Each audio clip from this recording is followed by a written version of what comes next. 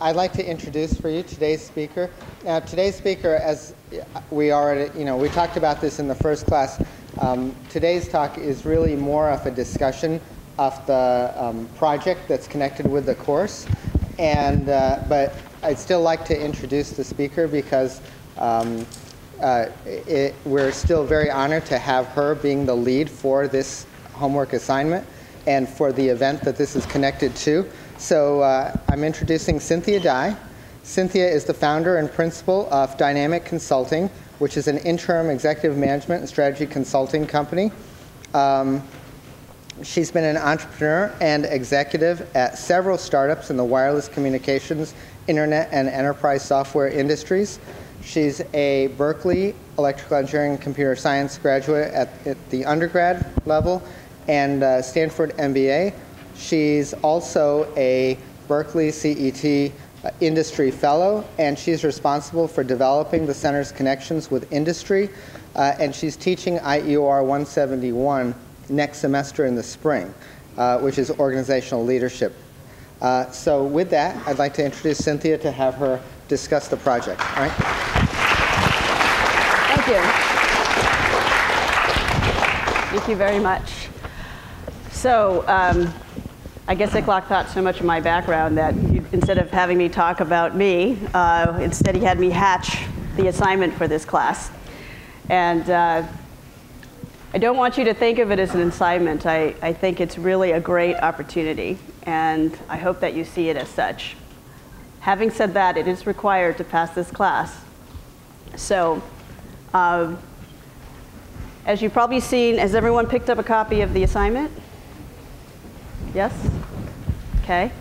As you probably, if you took a peek at it, it involves a group called The Source, and I know that Professor Sidhu told you a little bit about it.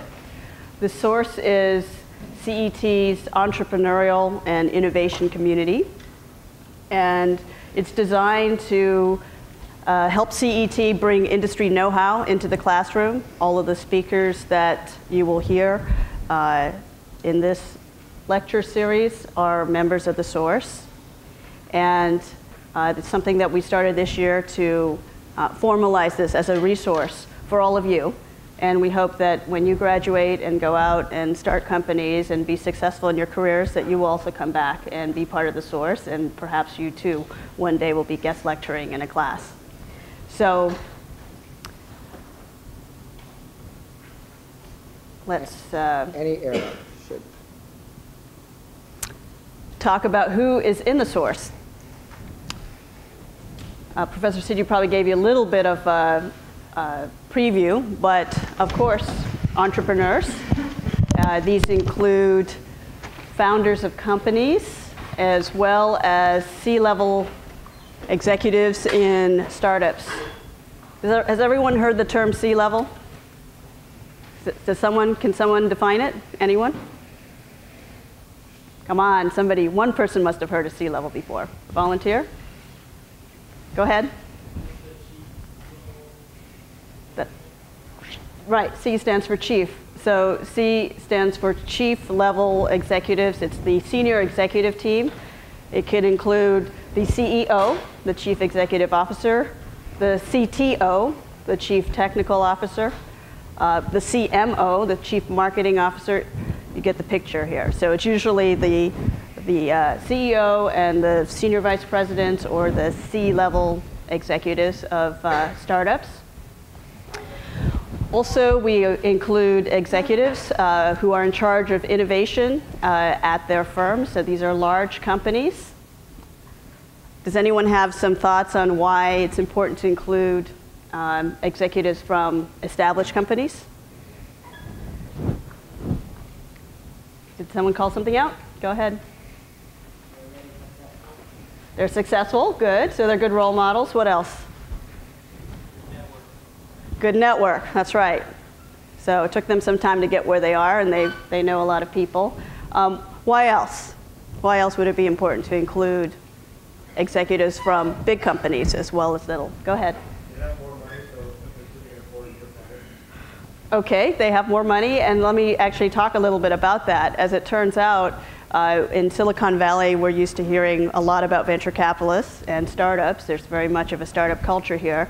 But it turns out a lot of ideas and innovation come from big firms. In fact, my very favorite innovation is the Post-it note. And as some of you may know, that was invented by a scientist at 3M, which is a huge company. So there's a lot of innovation in large companies too. So that's something that we want to acknowledge. Go. And they're customers. That's right.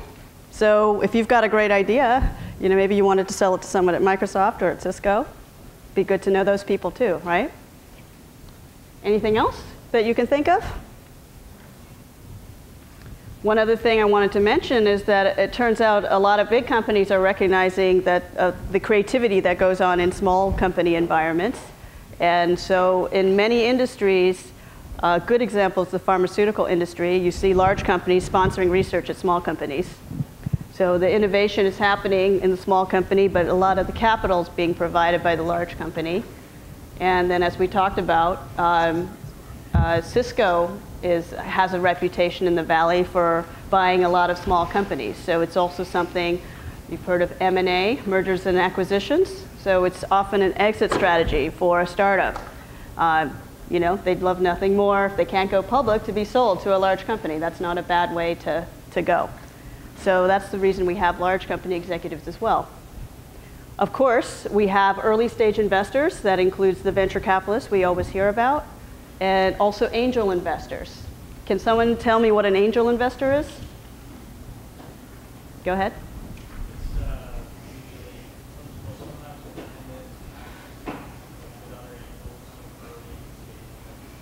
Yeah, they're independents. They're people who are putting up their own money to fund ideas. They often come much earlier than venture capitalists. In fact, they come in what's often called the friends, fools, and family round. That's usually before professional money comes in. But angels themselves are often quite professional. In fact, they're often successful entrepreneurs who now would like to invest that money to help new entrepreneurs. And then we have attorneys who are always important to help form these companies, advise on protecting intellectual property, to help with a merger and acquisition. So there are attorneys who support the entrepreneurial community as well, and investment bankers, of course, to supply the money. And then one thing I want to mention is that we're very fortunate that there are a lot of Cal alums out there. I'm certainly not the only one. There are many Cal alums out there, and we have tapped many of them to be in this network. And they are from all over. There are many from the College of Engineering, but we also have scientists, physicists, mathematicians, econ majors. We have people from the Haas School. We have attorneys who graduated from Bolt. And we're fortunate to have all of them in the network. We also have many honorary alums. These are people who unfortunately didn't go to Cal but wish they had. And we're happy to welcome them into our network too. Now, the important thing is that each of these people, who are all extremely busy and successful and influential people, have agreed to give you guys an hour of their time to share their ideas. So this is an incredible opportunity, and I hope you take full advantage of it.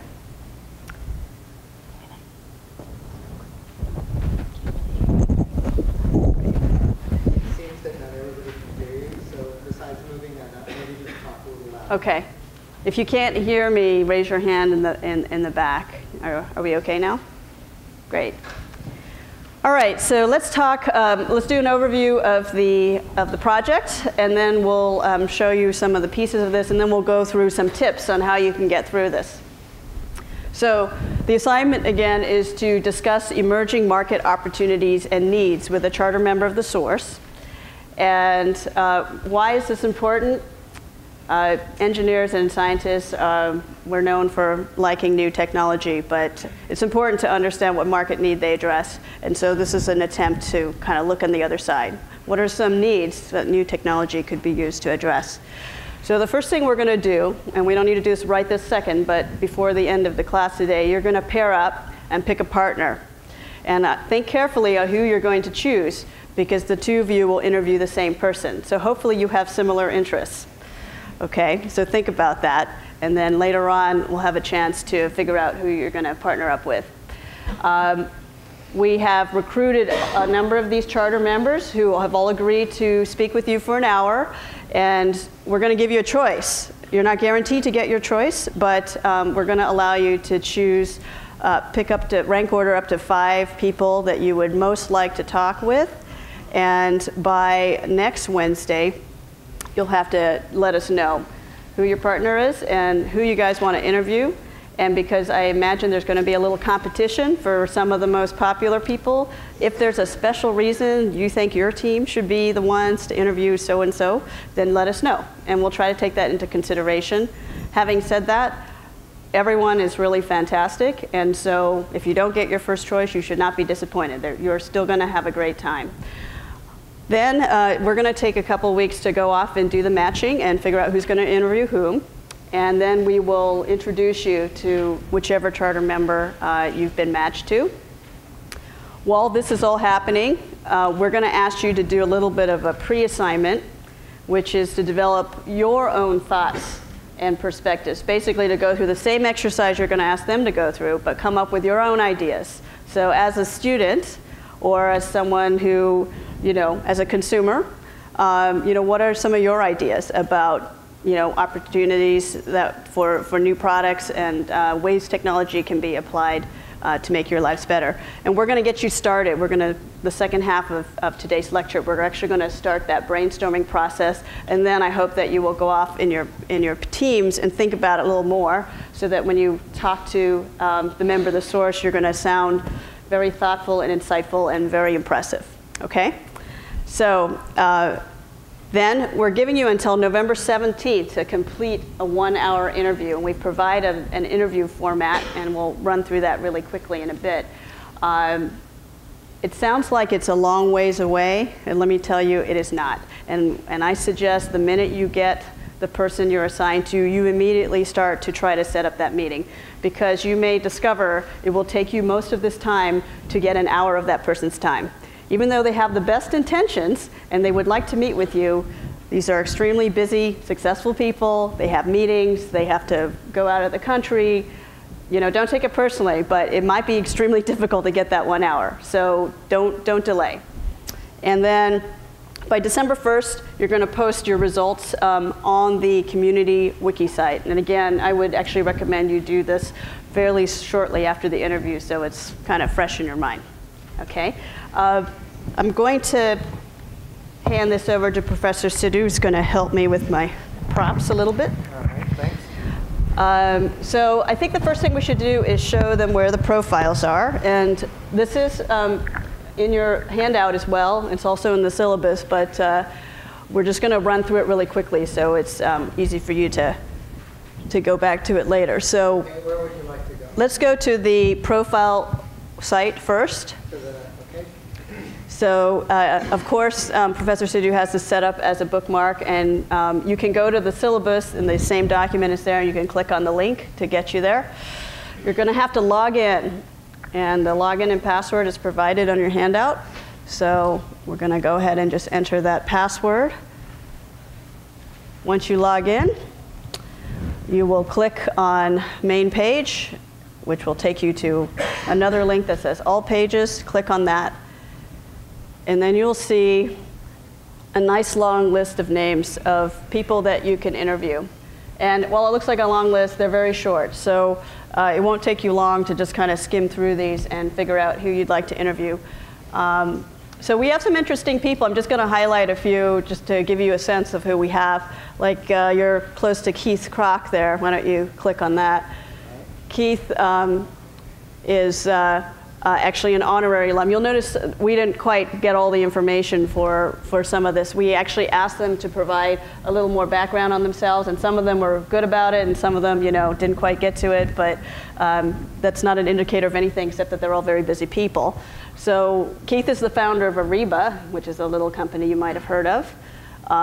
He is... It's actually not that small. I know.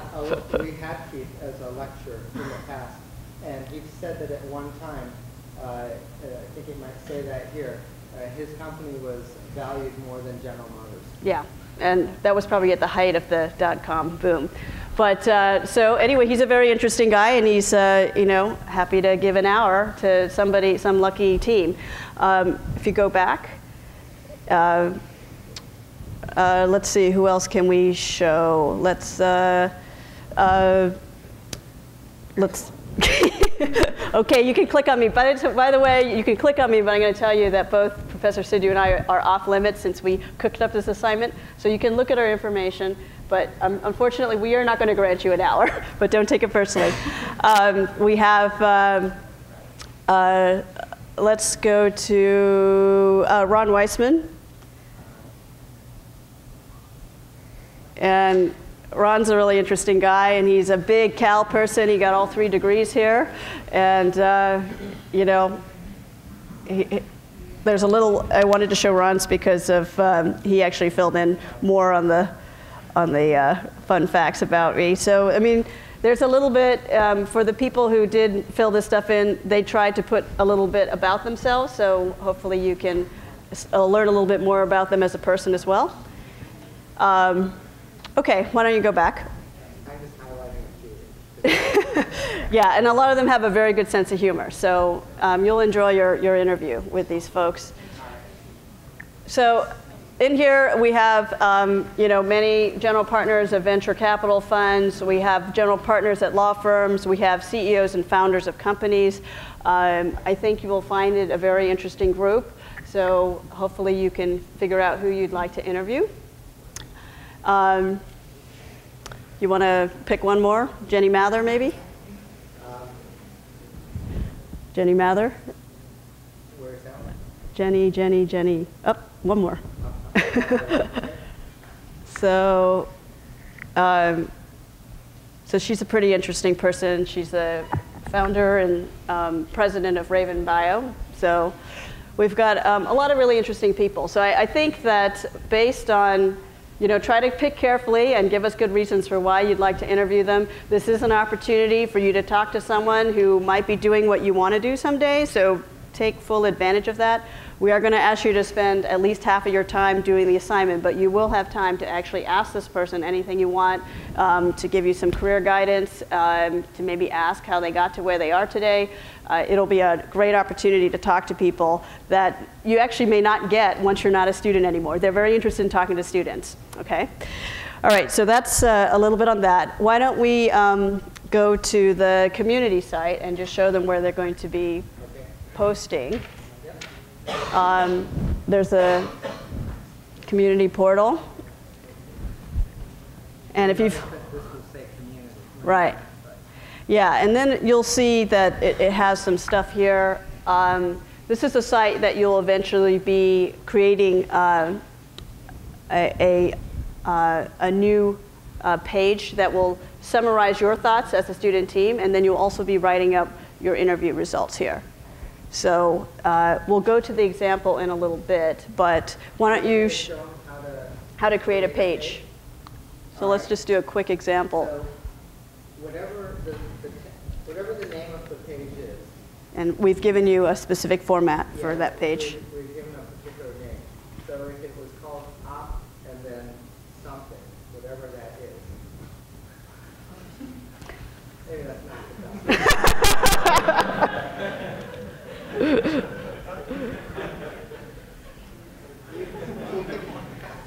You can click on go, right? And if it already exists, it would take you there. But if it doesn't exist, it would say create this page. And you can just click on that link. You have to be logged in. We'll do that one more time. Right. Now there's a different login for this site. It's a separate wiki. So the password for that? Oh, I think it's yeah, ops. We try not to make it too hard to remember. So. Okay. There we go. All right. So let's go back and do that. So from here, we should be able to create the page. And then whatever you type here, it's just like Wikipedia. So anyone added something to Wikipedia before? Yeah, a couple people. So if you haven't, this is your chance to learn about the technology that powers Wikipedia. Right. So basically, whatever you type there, once you hit save page, that is what the page will say. If you edit it, you'll find that there are things that you can do though, like for example, make headings. Like a couple equal signs before and after will turn that into a heading. And you can use the buttons that kind of look like Word and kind of work like Word, right. So there's some shortcuts. This will look a little bit different this time. Okay. And just one more thing that I'll show them here is that at the bottom there's something called editing help. And if you we'll fix that. It will fix that. Good thing we found out in the middle of the class. A link here to Wikipedia's editing help. But basically, if we were to go to Wikipedia, you would see what would be in there.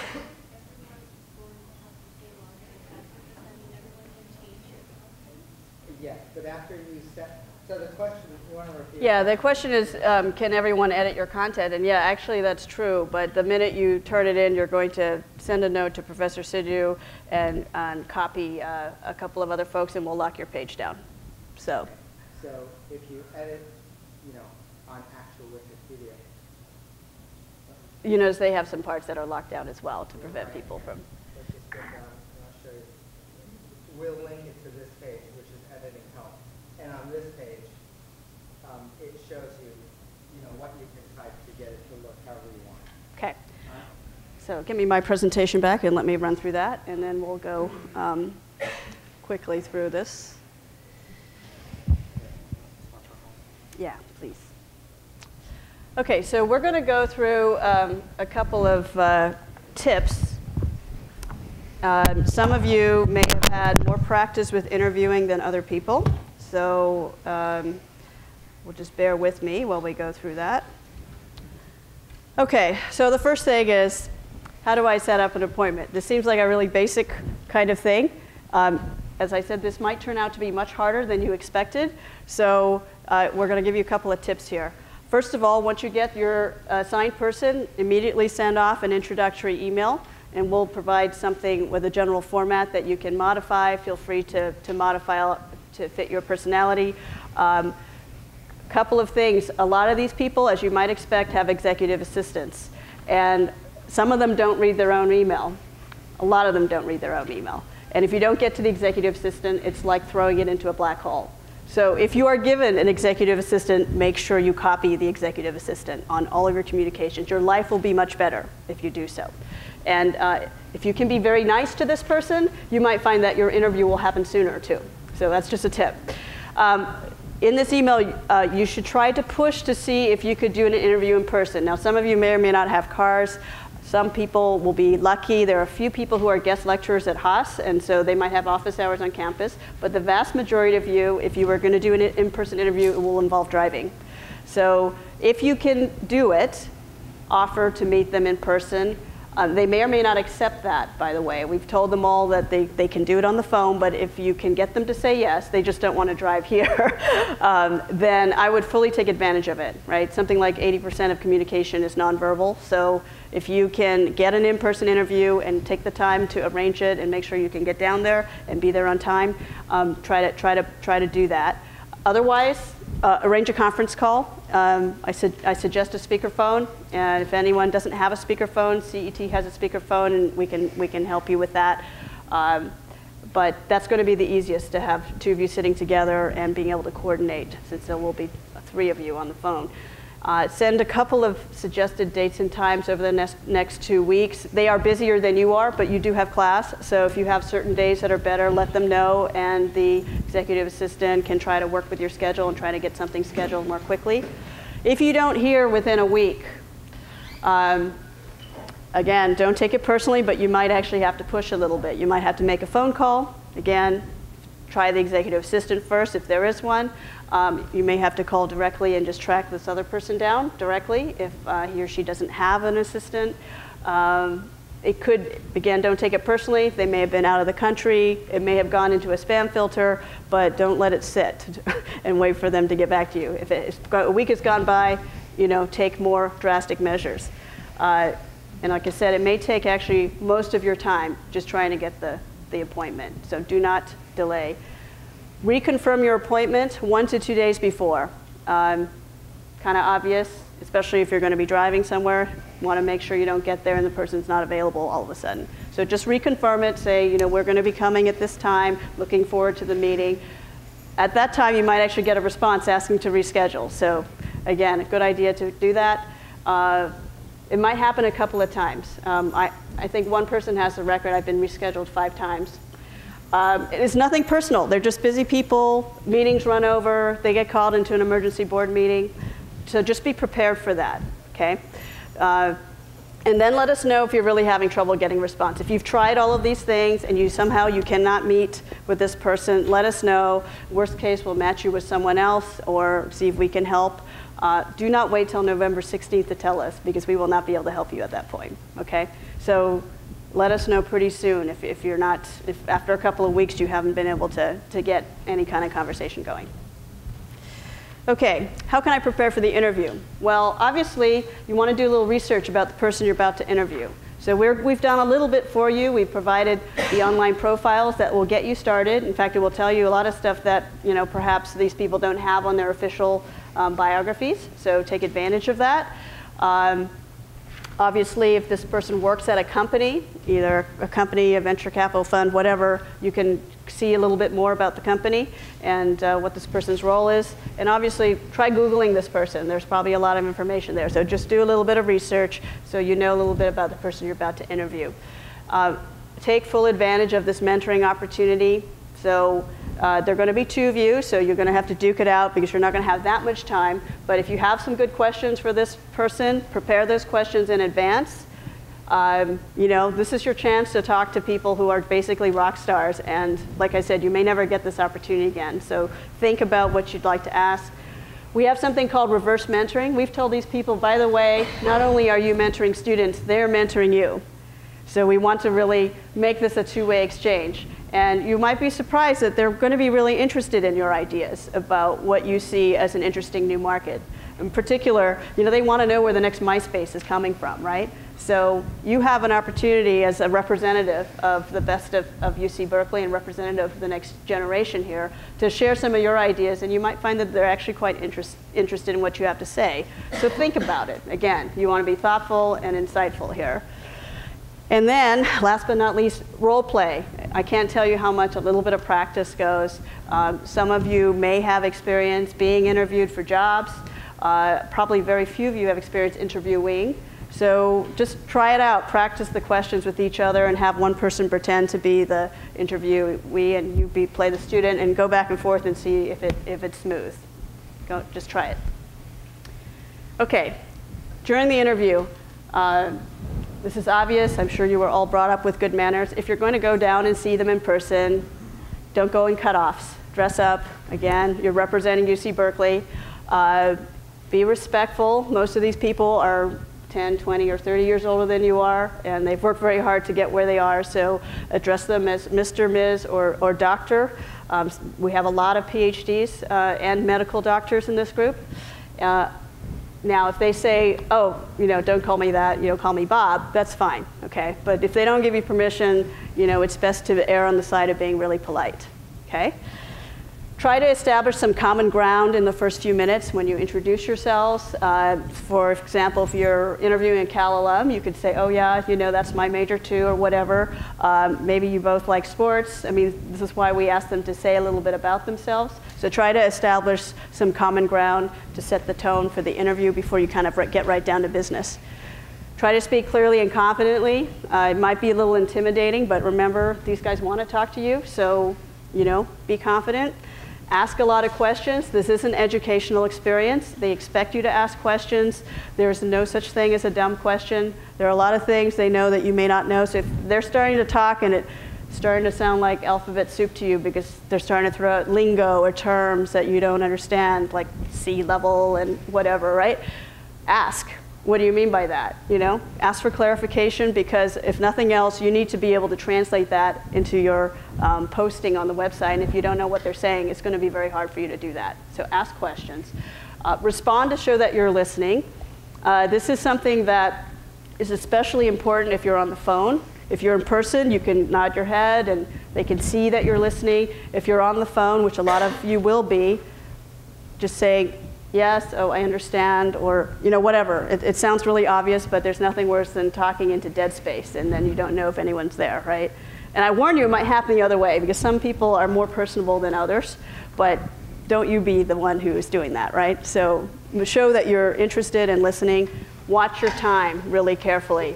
You have been given an hour. Some may be willing to give you more, but most people, an hour is a lot of their time. So do not run over. If they want to let you keep talking and that's their choice, that's fine. But it's completely acceptable to say, we have about 10 minutes left, and I know we only got an hour of your time and you're very busy, but we need to wrap this up. That's completely acceptable. So you watch the time, because they may not be. Having said that, your interview may still be interrupted or cut short. This is, again, nothing personal. Somebody may be yanked out because one of their companies is being sold or some other deal is going down. It's nothing personal. If you're 10 minutes into the interview and your interview gets cut short, obviously ask to reschedule it. If you did 50 minutes already and you feel like you got most of it, it's probably not necessary. So use your own judgment on that, but that may happen. And of course, take good notes, because we're going to expect you to share your results with everybody else. Okay? All right, so we're going to break out now into a brainstorming exercise. But before I go there, I want to see if you had any questions on the tips here, or any thoughts. Go ahead. Tape recorder. You can ask if it's all right to record. Most people, put yourself in that person's shoes. Most people get a little nervous around a tape recorder, and they may not be as open. So if you can avoid using a tape recorder and take good notes instead, I would recommend that. In fact, you may want to decide with your partner, like one person might be better at taking notes and one person might be better at asking the questions, so maybe you should just take those roles. If you both want to ask questions, then you both have to take notes when the other person's talking, right? So I would recommend against it, but you can ask and see if it's okay with them. But I would definitely ask. It's actually illegal to tape record someone without telling them. So I would definitely ask if you want to do that. Any other questions? Go ahead. All these people already agreed to make everything in public, or do we have to ask them to go to the phone? Everyone knows that this is for a student class and that we're going to be posting the results. Yes. Anything else? OK. Do you want to show them what the output looks like now? Yeah, we're going to, actually there's the after the interview slide, which I'm going to show right now. Again, this might seem really obvious for those of you who were raised right by your parents, but you have now taken an hour of this person's time. Please write a thank you note, and write a thank you note within 24 hours. A thank you note a month from now is not going to be appreciated. A thank you note right after you've talked to them, they're going to say, what a nice, well-mannered, student that was, okay? So we want you guys to leave a good impression, because there are going to be many classes after you, and we're going to ask these people to do this again sometime, right? So leave a good impression. Copy Professor Sidhu and Marcia Hickman. The instructions are in your handout. In addition to kind of thanking them for their time and helping you with your project, actually, again, to make a good impression, add a little something about what your takeaway was from the interview. Did you learn something? Why did you find it valuable? This will, again, make them feel really good about having just spent an hour with you. So spend a little time to add something personal in there. This is the format that we're going to ask you to post things in, and we'll show you an example in a second. The first is obvious. What is the market need or opportunity? You'll see this in the interview format, that the questions basically parallel this. So explain what it is in a couple of sentences. We don't want these to be long. We want them to be clear, though. Who is the consumer or user of this product? Who would actually use this? Okay. Now, it could be a product or a service. And then, who is the actual customer? And by customer, I mean who would actually pay for it? Now, in many cases, when we think of products, we think of consumers as also the customer. Can anyone give me an example of a product or service where the person who consumes the product or uses it is not the same person as the person who pays for it? Go ahead. Television. That's a great example. Basically, it's paid for by advertising dollars, right? So programs are free to us, but somebody's paying for it, right? So that's a great example. So So it might be the same, but there are times when it's not. And then comment on why is this an interesting market? What is interesting about it? Is there something about the way the market's being served now or not being served? Tell us why it's interesting. And is it part of some bigger trend? And then we're going to ask you to do a little bit of analysis on your own after you've had your interview. And there are a bunch of questions here about, what kind of company could address this market? Is this like the, Sidhu Dye garage company could do this? Or is this going to be some, IBM needs to do this, right? So think a little bit about the company that could kind of take this on. How many customers are we talking about? How many people would actually pay for this? And these might be companies, they might be people, they might be big companies or small companies, companies in a certain industry. Tell us a little bit about that. Is the market available now, ready to go? Who are the winners and the losers if something gets developed to address this market opportunity? How many people here still buy records? Anyone? Oh, vintage collection? Yep, okay. Nobody else does, right? So the record, the people who made vinyl, were not too happy when the CDs came out, right? So there are examples of winners and losers when technology changes. And then, if there is an existing player, is there someone who's like in the best position to take advantage of this, right? So give us your thoughts on that.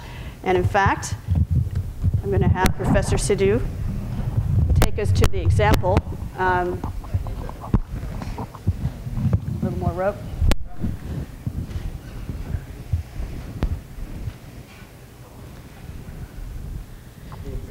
The example is in the community wiki site. So if you go there and it's in the format op. I know where it is. Okay, good. Professor Sidhu created a cheat sheet link here. So this is an example of what a write-up might look like. And I didn't pick a particularly interesting example, but it's certainly something we all understand. I'm thinking about this because I have to go to London next week. So I'm thinking about how long I'm going to have to stand in that security line. And there's a real need to figure out ways to automatically detect explosives, or now people worried about people carrying Ebola on a plane or something like that. And as you can see, the consumer and the customer are different people in this example as well.